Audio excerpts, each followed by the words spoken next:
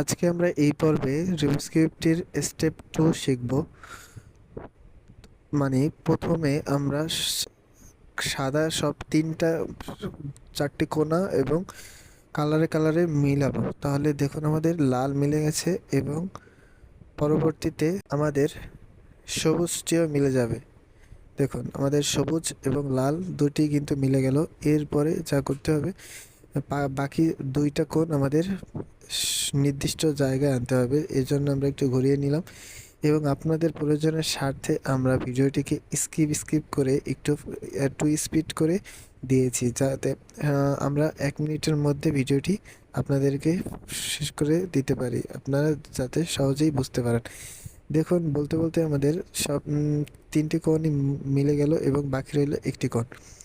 এই কোণটিও আমাদের একটা স্কিপ করে টান দিলেই উপরে নিয়ে বামে নিয়ে